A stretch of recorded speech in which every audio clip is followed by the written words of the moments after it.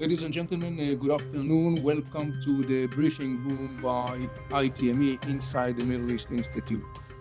This is one of the many educational contexts that the Institute is offering. It has started as an initiative for organizations, and to the request of many people, we have decided to make it accessible to the wide public, and we are very honored and are pleased to do that. We are going to have an interesting session today with our distinguished guest, Mr. Hussain Abdul-Hussain. Shortly, I will introduce him. But before that, some short house maintenance. Our discussion will be about 30 to 35 minutes, followed by about 15 minutes Q&A. You can post your questions at the Q&A. So please, if you have questions, post them at the Q&A. As I said before, we are very honored to have with us today Mr. Hussain Abdul-Hussain, and the occasion is the publishing of Mr. Hussain's new book, The Arab Case for Israel. I hope that you could see that. It's a little bit bright. This is Mr. Hussain's new book, The Arab Case for Israel. With your permission, I will shortly introduce Mr. Hussain.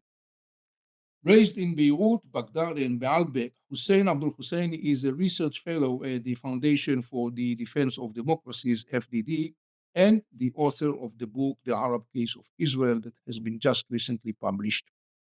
Hussain's research focused on Arab affairs spanning Lebanon, Syria, Iraq, Saudi Arabia, Yemen, and Sudan.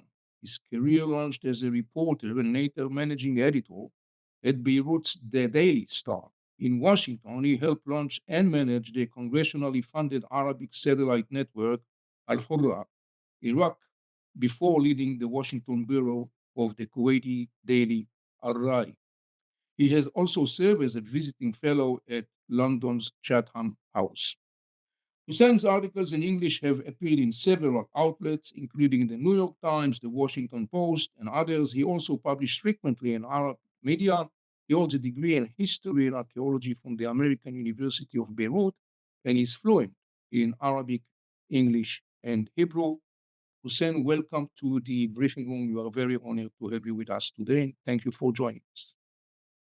Hi, Avi. Thank you very much for having me on. So, Hussein, before we start about a couple of your interesting themes that you bring in your book, I would like you a little bit shortly tell us about your fascinating private story.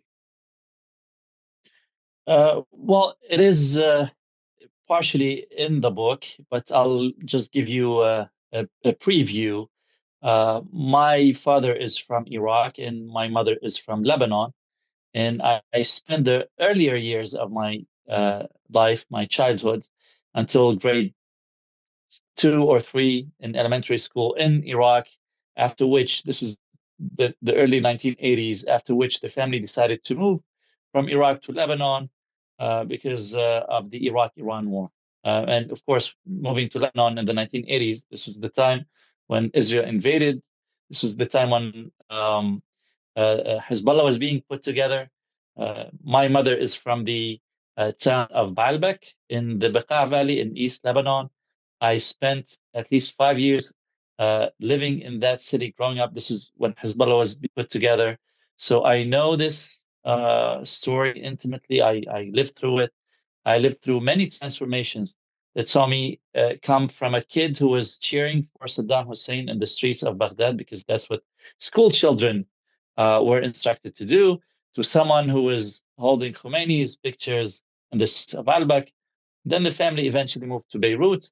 I was among the lucky ones. I got access to, I went to American schools, American University of Beirut. I had access to the top-notch libraries and knowledge.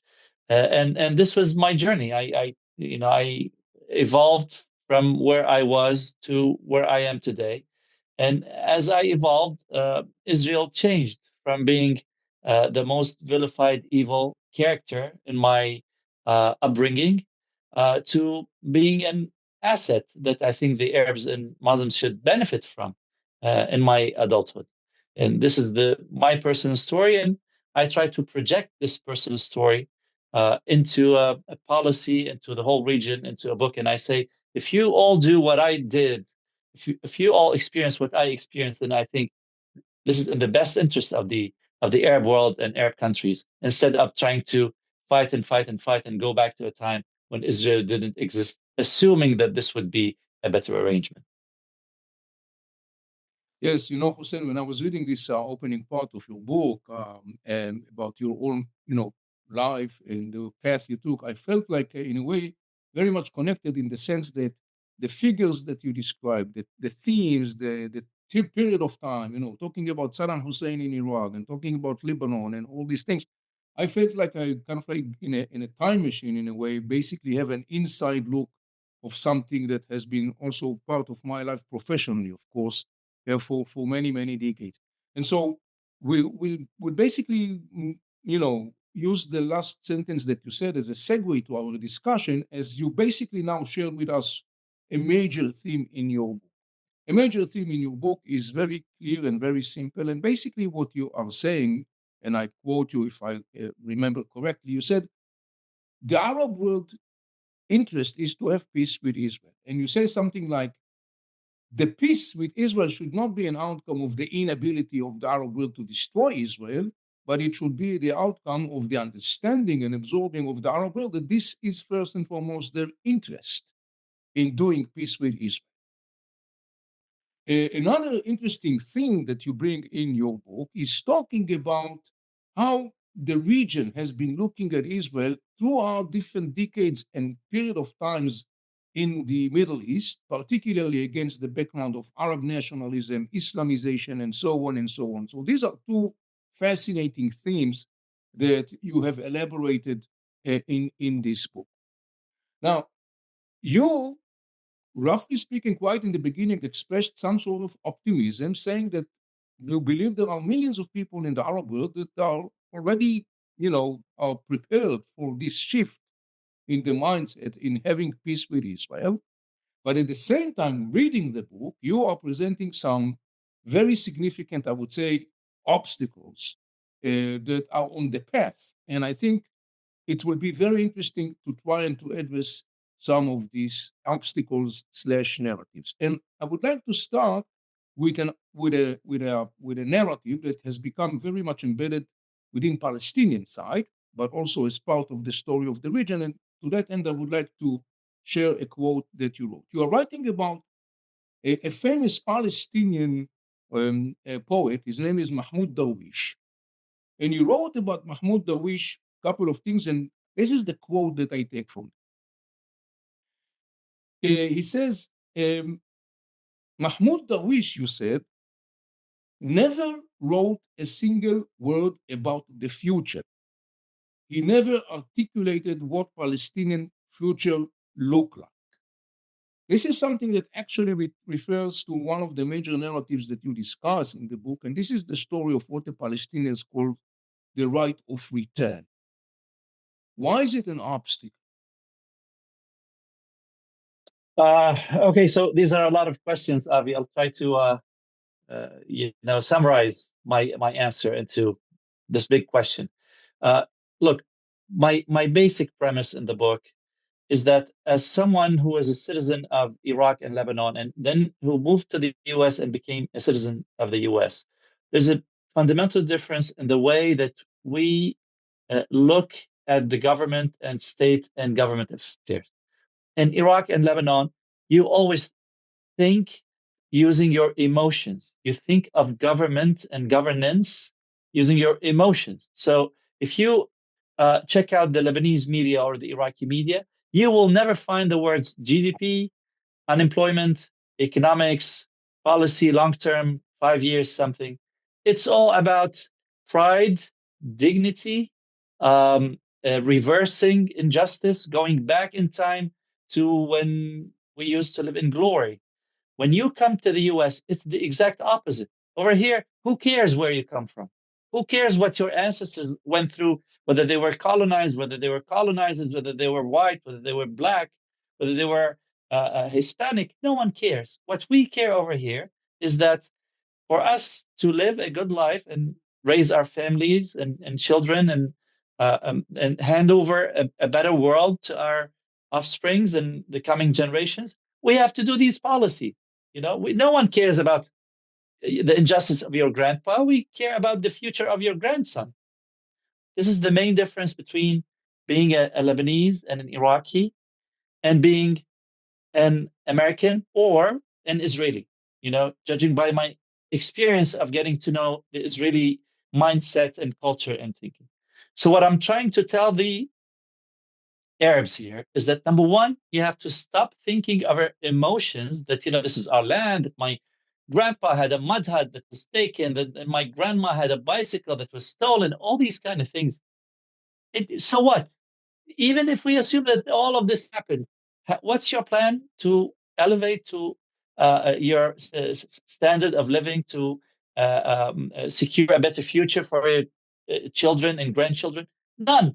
And this is why, by the way, Mahmoud Darwish that you mentioned, he is famous as a poet, and he was very close to Edward Said and to Yasser Arafat, and he helped draft this 1974 Arafat statement before the UN General Assembly, in which he said, "Take the olive branch, don't drop the olive branch from my hand, to take my hand in peace." Anyway, Mahmoud Darwish is also famous because there's a very famous Lebanese singer who was in the Communist Party. His name is Marcel Khalifi, for those who know the pop culture. And Marcel Khalifi is very well known among the Palestinian and the Syrians and everyone who supports, Palestine free from the river to the sea and whatnot. So all of the songs that Marcel produced using poetry from Mahmoud Darwish, all of them are Ahannu ila khubzi ummi, which is, I cherish the bread that my mom used to bake. Now, in this time and age, whose mom is baking any bread anymore? I mean, let's be realistic. So the point here is that if you look up Mahmoud Darwish's poetry, if you look up Najil Ali's cartoons, if you look up the writings of everyone, it's all about something that's in all the Palestinian emblems that we have today, the Palestinian state that we have today. It's a kufiya, which is a traditional shawl that men put on their shoulders or on their head. It's the abaya, the women's abaya, the traditional dress.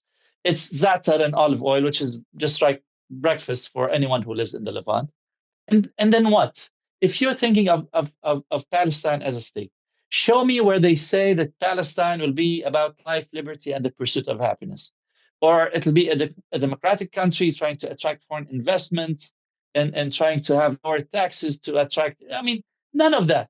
It's all bread and olive oil. Bread and olive oil are great. They are heritage. I raised 2 children in the United States, and this is what they eat every day for breakfast, and we're proud of it. But this doesn't make a country. This doesn't make a policy. So number one, what I say in the book is that number one, you have to understand how to separate between your emotions, your heritage, and be proud of it, and policy. And being honest, the Palestinians never had any policy for their state, or the Arabs who support a Palestinian state, or the global audience that supports. There's no policy behind this. Number two, I say, okay, now if you don't want to separate between emotions and policy, then let's talk about emotions. Let's talk about where do they come from. You have this narrative that you reconstructed in a way to make peace impossible. Look, I was trained in history and archaeology in college. Anyone who studies this discipline will tell you that one of the major problems that any historian faces is that people tend to think of the history from the perspective of today. This is called anachronism. You think of 1925 and you think, oh yeah, at the time the Palestinians and the Israelis were fighting. And look, listen, at the time they didn't call themselves Palestinians. The Arabs called themselves Arabs of Palestine. They never called themselves Palestinians. When you said Palestinian at the time, odds are you meant Jews. The Palestine Airlines was a Jewish enterprise. The Palestine soccer team that played in the World Cup in 1930 and 34, every name was a Jewish person. There were no Arabs in it. So everything that was Palestine, if you look up posters of Jews in Europe, it's all about Palestine. Go build Palestine. So Palestine meant Jewish. The Arabs didn't endorse Palestine because the Arabs wanted to be part of the bigger Arab project. A big Arab nation that includes all of the Levant countries, Syria, Lebanon, Iraq, and Jordan, and Palestine, and Saudi Arabia, and Egypt. They thought of either one big Arab nation or one big Muslim nation. nation. So they opposed the idea that these countries are nation states. And by the way, to be fair, not only Palestinians, the Sunnis of Lebanon as well opposed Lebanon. They said this was created by the French and the British. We don't want Lebanon as an independent state. We want the Lebanese to be part of a bigger Arab nation. The same thing applied to many in Syria, many in Jordan. So number one, the narrative, Palestine was not a nation state. We were talking about one big Arab state. So this is where I come and try to deconstruct the history and say, listen, this nation that you imagine started in the year 3000 before Christ, and that Jesus was Palestinian and everything after this did not exist. And what the right of return that the Palestinians are trying to go back in time, not only in place. They're not only trying to go back to the mud hut of their grandpa somewhere in Israel. They're trying to go back in time to a time when Israel did not exist. Fine, if we go back in time, what is there? What do you have? And the people that I quote, one of the most brilliant thinkers in Syria and the Arab world, his name is Sadiq Jalal Azm. He was prosecuted in Lebanon for writing a book against critical of religion. Hazem Sarhi, one of the most brilliant minds, is a columnist still alive in Lebanon. And Hazem and Sadiq Jalal, they criticize how this whole Palestinian revolution was made into a countryside folk tale. They say you took modernization into history. This is not modernization. You're trying to go back. This is regression. This is not progression. So you mentioned here Hazem Sarhi, and I want kind of like to take the opportunity because you mentioned him, and basically this is one of the people you mentioned in the book. And I read a lot of stuff of Hazem Sarhi and Sadiq Jalal al-Azhar about Hazem Sarhi. You mentioned him, you quote him, and he basically brings, in addition to that narrative that you now elaborated on, he brought some other obstacle or a narrative that basically bring it now not from the emotional place where you described so far, but basically kind of bringing it from a very cynical political perspective. And I want to quote what you wrote, what you quote Hazem Sarhi, the Lebanese commentator. He says, Israel became one of the top deflection tools that Arab dictators to distract attention away from the brutality, corruption, and failing government. What are we looking at? What is that? This is nothing about emotions, actually, no? No, it is about using emotions to deflect attention away from the failure in government. So all these regimes, the Ba'ath Party regime in Syria and Iraq, the Abdel Nasser pan-Arab regime in Egypt, all of them, they failed miserably in forming government with proper policies. So to deflect attention away, they said, oh, look, Palestine and the Jews and Israel. So this was one tool of deflection. Number one. Number two, the Palestine issue was used by everyone, whether the regimes or their opponents, the Muslim Brotherhood, as a tool to construct these notorious intelligence spy agencies. And these spy agencies do not spy on foreign adversaries. They spy on their own domestic people. And they use these tools for their oppression. So Saddam Hussein, for example, one day caught a Jew or a bunch of Jews in Iraq, and he claimed that they worked for the Israeli Mossad. And I think that the names were three names and they claimed that they found next to on his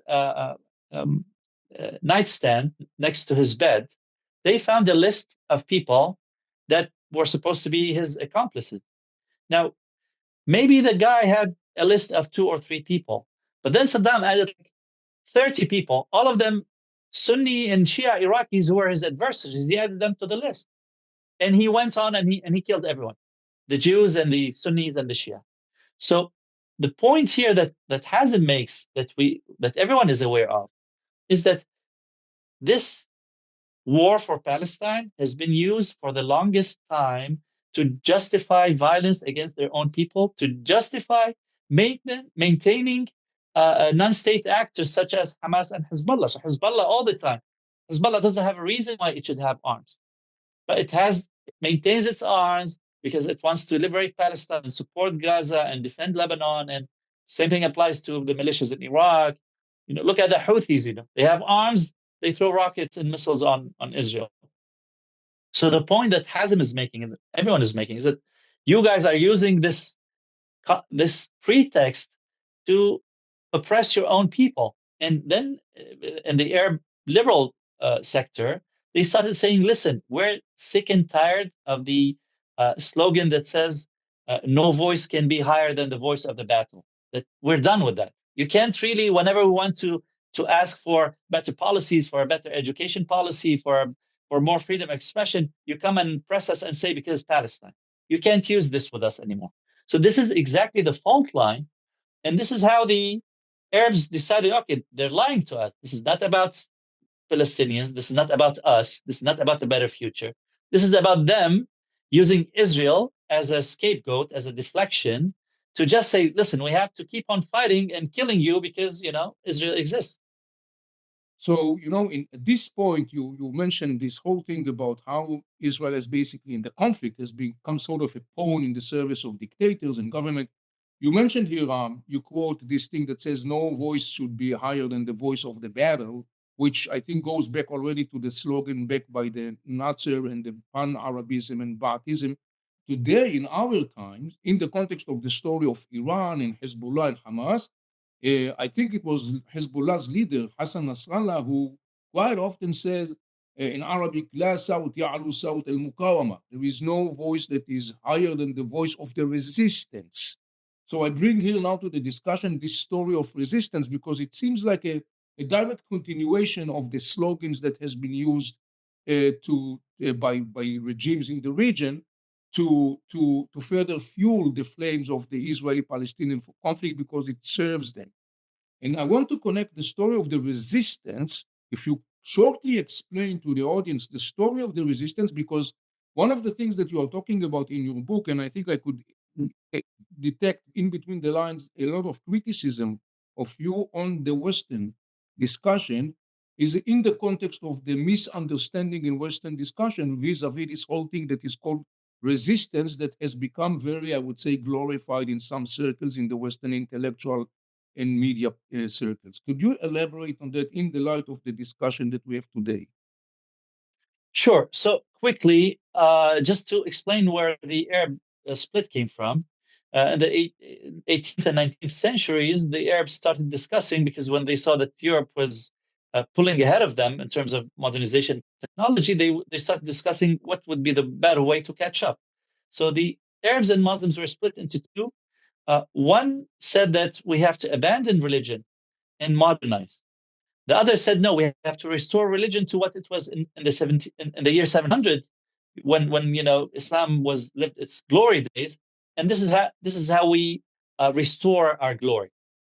So these are the two schools. Now, the first school prevailed. The first school imported its ideas mainly from European thinking, and European thinking is nationalism, maybe chauvinist nationalism, fascism, Nazism, you name it.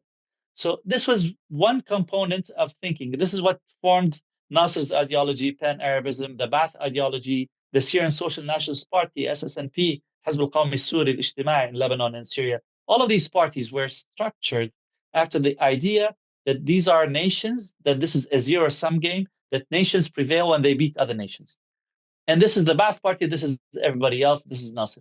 Now, but this failed because they failed in the 1949 war, they failed in the 1967 war, 1973, they failed in governance. So in their place came the other guy, the ones who said, okay, now you failed, now we try our hand. And our hand is that we restore Islam, so everyone has to go back to the true religion. Every woman has to don on a hijab, every guy has to grow their beard, everyone has to be really religious, stop consuming alcohol.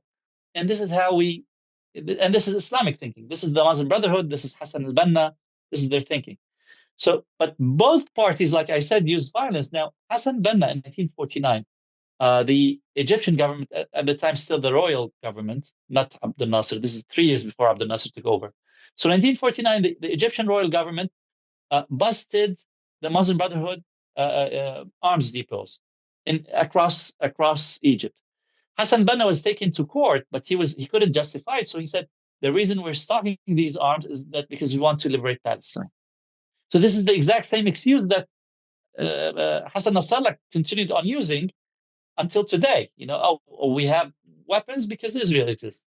So this schism, now I don't see schism anymore because the national chauvinists are now all Islamists. So now you see a convergence between Islamism and Marxist, whatever, fascist, whatever you want to call it, the other side, and they're merging together. Now, the most common thing between political Islam, what we call Islamism, political Islam thinks that the West is degenerate, that Western government is not worth it, that Islam should prevail not only over Muslim countries, but over Western countries as well. So Islam is a cross-national ideology. It's not like you're an Islamic Republic of Iran only. You're the Islamic Republic of the world. You keep on expanding. You take Iraq, you take Syria, you take Lebanon, you take Israel, you take everybody else. You take all the way to the United States. So Islam is a cross-national ideology. And then you have Marxism is also a cross-national ideology. And this is how you see the merger today, whether in New York or in Beirut, between all these intellectual elite types who consider themselves to be on the left, Marxist or socialist or some sort combination of communist, Trotskyist, anything of these, and the Islamists. And now Islamism, looks like the only justified and cool religion if you are in the United States. It's okay to brag that you're Muslim and you support political Islam. But it's terrible if you say that you're a Christian nationalist or support a Jewish state or whatnot. Even though Jewish state is not really religion, but that's how many understand it. So the point I'm trying to make is that eventually Islamism merged into this communism, socialism, and the only ones who are left among the liberal elite are the ones who support capitalism. And this is where you have the fault lines today. There are no more secular Arab nationalists. Secular Arab nationalism merged with political Islam. And even the founders, and I say this in the book, the founders of the two biggest Arab nationalist secular schools. Number one is Constantin Zre, who I met in person. He used to teach at the American University of Beirut at the Department of History.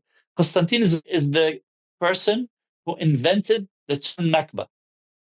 And he, in his book, what he meant by Nakba was a military defeat of 7 Arab armies who tried to kill Israel when it was born. It didn't mean at the time anything of displacement or Palestinians forced to leave. It didn't mean that. So his thinking was a military defeat. So Constantin Zre is a Greek Orthodox person from Damascus. And Constantin Zre tried to secularize Islam because they thought, as Christians, we don't have a place in this big Arabic-speaking bloc. But if this becomes secular, then what counts is the Arabic language and Arab culture. So it's Arab nationalism. So even Constantin Zre eventually had to write chapters in which he said, well, the founder of the Arab nation was Prophet Muhammad. Even, he was a Christian guy, but he had to, and he was educated in Princeton and taught at the American University of Beirut, but he had to say, okay, the founder of the Arab nation was Prophet Muhammad. And he looked at him from a secular perspective. And then you had Michel Aflaq, who was also a Greek Orthodox from Syria, who created the Ba'ath Party of Iraq and Syria that ruled for 40 years. And Michel Aflaq had a similar conclusion, but Michel Aflaq went all the way and converted to Islam. And his disciple, the most important, the most famous of his disciples, we probably forgot about him now. People don't know him. His name is Tariq Aziz, and he was the foreign minister of Saddam Hussein. And he was a Christian who eventually converted to Islam because really the line between Arab nationalism and political Islam got so blurred that you can't tell the difference. So this is how these things evolve. So I think it's a kind of like a fascinating moment, kind of like to conclude our conversation. And but it's amazing to see how you basically kind of do this interesting connection between early proclaimers of Arab nationalism, who many of them, as you said, were Christians actually, and how today we are looking at this challenging, I would say, what is called green and red alliance. Um, Again, I think that the audience by now have some taste of the treasures of this book, your book. And really, I've been reading the book. It was kind of like unfolding the story of the region from an inside perspective, exploring different times, different figures, different ideologies. And I warmly recommend the audience to read this book. This is definitely an eye-opening book. As I promised, we are now shortly going to turn to the part of the Q&A. Before we do that, I would like to handle this part to my dear colleague, Mr. Josh Goldberg. Josh is the educational director of ITME inside the Middle East Institute. He will navigate the part of the Q&A. Thank you, Josh, for joining us. Thank you so much. Thank you so much, everyone, for being here. Mr. Hussain, Avi. I'm the education director at Inside the Middle East, and I hope you guys got a taste. This is one pillar of the great work that we're doing here at ITME. One of the other pillars that we do is about education. Education, and we offer a fellowship specifically geared towards university-age students, graduate students, and young leaders. And this fellowship, Voices from the Middle East, about the Middle East. Applications are open for our next cohort. This will be our third cohort coming up in October, from October 2026 through April 2027. This is a way to empower our young leaders, our kids at the university who are struggling with anti-Semitism, who are struggling with dealing with the narratives, as Mr. Hussain was talking about, around Israel, around the Arab world, around the Palestinians and the Israeli-Palestinian conflict. So if you are one of these folks, or if you know one of these folks who need to gain the knowledge, the skills, and the tools to become ambassadors of change, to deconstruct the narratives, and to become partners in changing the narratives around the Middle East, this fellowship is for you. Applications are open, and we invite you to get in touch with us. And or to apply, there is a code here at the bottom right, as you can see. We would love applications. We welcome applications. To understand Israel, the Israeli-Palestinian conflict, and the Palestinians, we must understand the Middle East. It is at this time that I would like to transition now over to questions. I'll read the questions, and then Mr. Hussain, Mr. Melamed, answer as you see fit, okay? Our first question, quote, is there any realistic hope that West Bank Arabs will abandon deeply ingrained traditional hatreds and become patriotic citizens of Israel? Hussain, the stage is yours. Yeah, okay, thank you. Well, the answer is they don't want to. I mean, it's not their intention. I explained this extensively in the book. These guys never called themselves Palestinian. In 1949, Jordan took the West Bank, but it was not recognized as part of Jordan internationally. And then Nasser in 1961, 1962, when he was bogged in the war of Yemen, and Jordan and Saudi Arabia were against him, as a payback, he instigated these West Bankers against Jordan. And he said, you secede from Jordan, I'll support you, and you join what he called the United Arab Republic that had Syria, and Syria had withdrawn at the time. So over the past 77 or even more years, over the past century, these guys have been told that they're different, that do not accept, number one, do not accept partnership with the Jews in a binational state. So Palestine of 1920 was supposed to be a binational state, a state where both Jews and Arabs are equal. And then the Arabs refused this, including those in the West Bank. And in 1936, they launched what we would call today an intifada. At the time, they called it the Arab Revolt, not the Palestinian Revolt. The Arab Revolt of 1936. 1939, they went to the conference in London to end the violence. And then the Jews said, listen, we will live with you as equal citizens. And the Arabs said, no, Palestine will become an Arab and Muslim nation, and you Jews will live as a revered minority.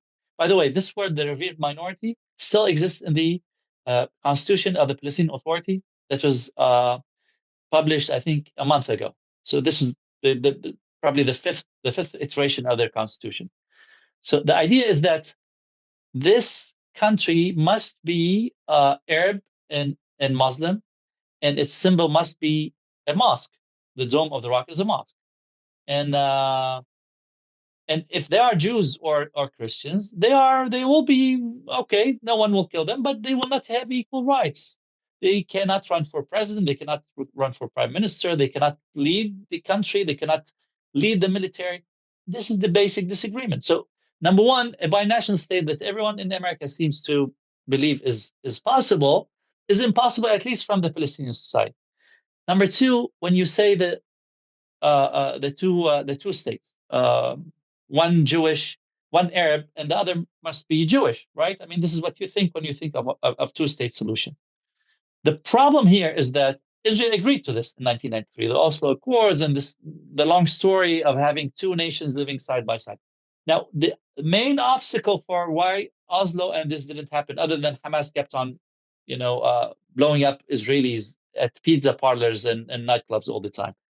The main obstacle that Arafat turned down Ehud Barak's offer for a Palestinian state was that Arafat insisted on what they call the right of return. This is the right of the return is that 750,000 Palestinians who left what became Israel in 1948, now their descendants, their children and grandchildren, are still being registered with UNRWA, and UNRWA has 5.9 million Palestinians on the books of UNRWA. And these people should have what they call the right of return to Israel. So we create a state of Palestine in the West Bank, and it has no Jews in it, because clearly the settlements will have to be dismantled, moved to the other side of the green line into 1948. Fine. So this will be Arab only, Jordan Rhine, no Jews in it.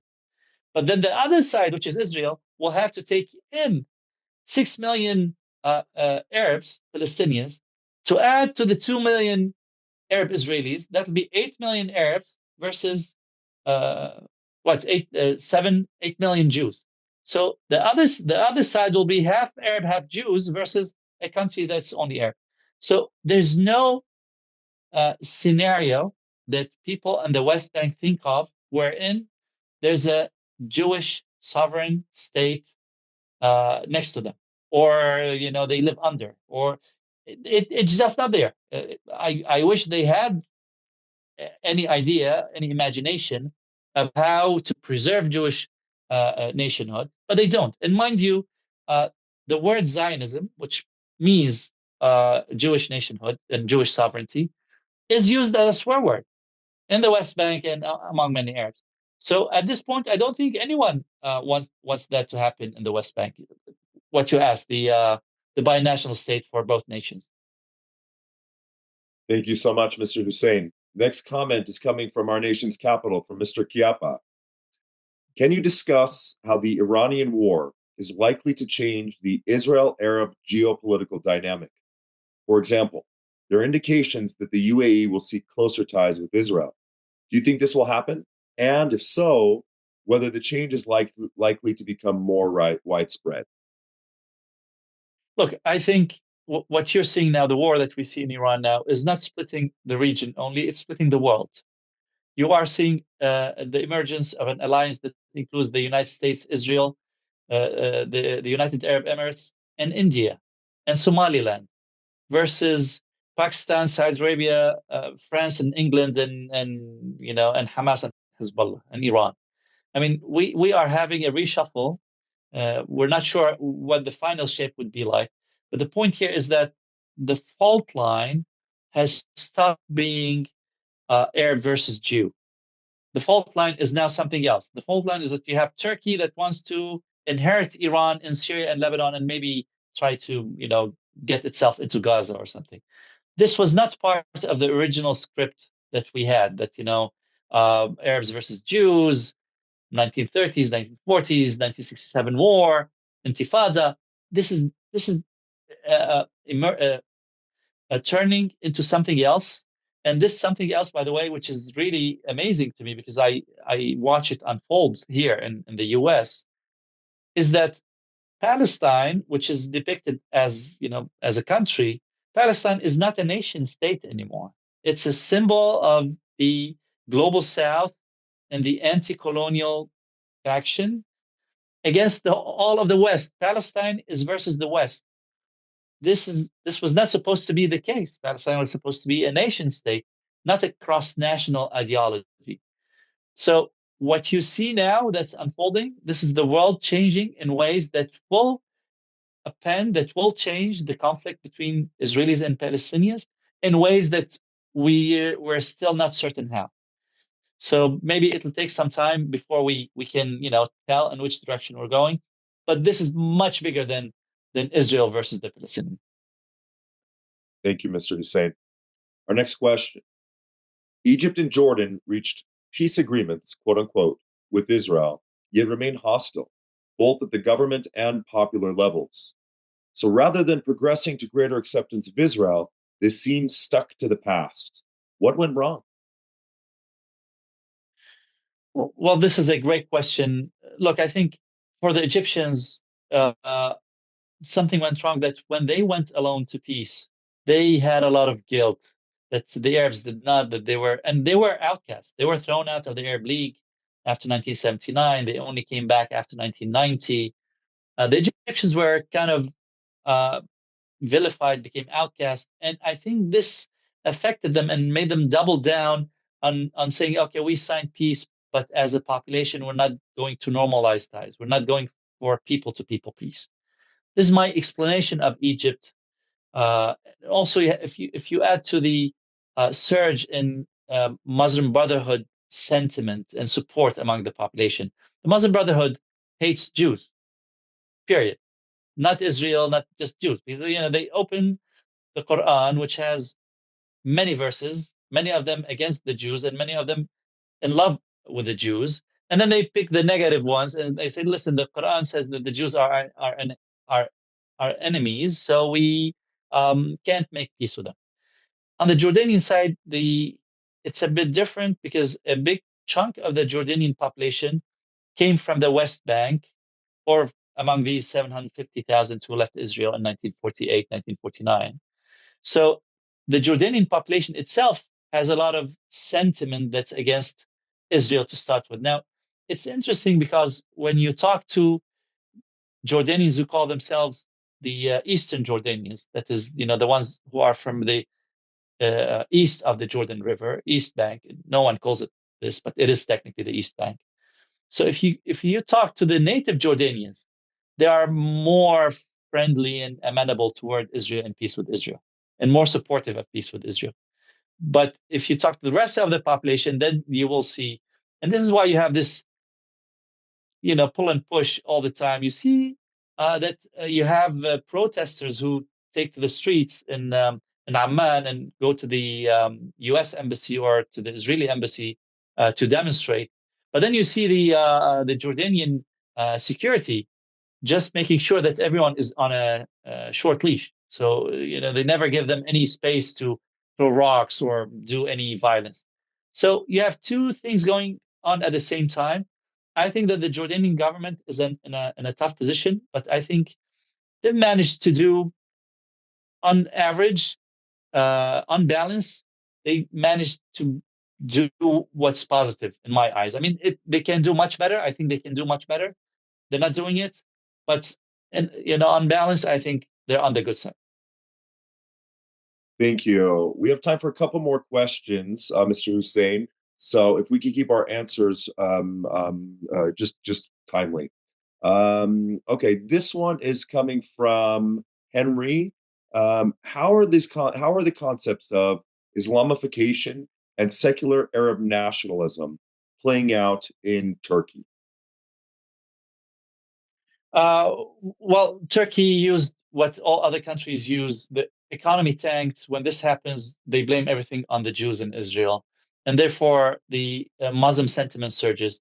Notice that Erdogan, the autocrat of Turkey, the ruler of Turkey, whenever he faces trouble, he tries to play up religious sentiment. So he was facing trouble in the last round of election. He went to Hagia Sophia, which is the church that was turned into mosque, then was turned into a museum, and then he turned it back into mosque.